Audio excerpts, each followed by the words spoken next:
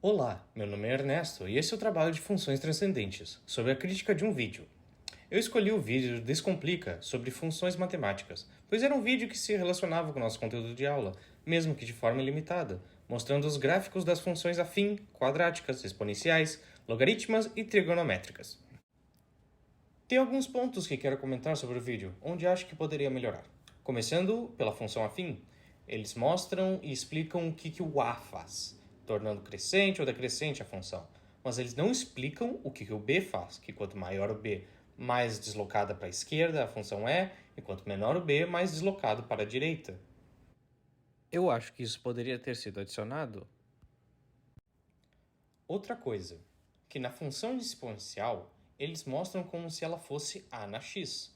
Mas diferente do que eles falam na função logarítmica, na função exponencial eles não falam que a função exponencial não passa no eixo x e ele obrigatoriamente tem que passar no ponto 0,1. Então, o vídeo me faz pensar que eles queriam que a função deles fosse b vezes a na x. Que assim a função ela realmente não ela pode passar pelo eixo x e ela não necessariamente passa pelo ponto 0,1. Na função logarítmica, diz que a função nunca encosta o eixo y e sempre passa pelo 1. Acho que poderia ter dito também que a função logarítmica é a inversa da exponencial. Assim, eles relacionavam a função anterior com a função de agora. Na função trigonométrica, mais uma coisa, mais só um detalhe, que ela só mostra do x sendo maior que zero. Ela não mostra a função do x menor que zero. Eu acho que poderia deixar a função toda para todo x, podemos dizer, porque assim, já que a função ela é depois vista como uma imagem, não como um vídeo, alguém pode olhar para a função e pensar, então a função trigonométrica de seno e cosseno, ela só vai para x positivo e não vai para x negativo, o que não é verdade. Mas eu acho que o maior problema do vídeo é que ele não apresenta exemplos para suas funções. Eu acho que quando tu apresenta um conteúdo matemático, ele sempre deve ter exemplos junto dele, porque isso ajuda a pessoa a entender o que o conteúdo que tu está mostrando ele faz em uma conta. Claro, o vídeo, a proposta do vídeo é que tudo que seja escrito fosse transformado em uma imagem no final. Então, se botasse exemplo, poderia ficar muito poluída a imagem.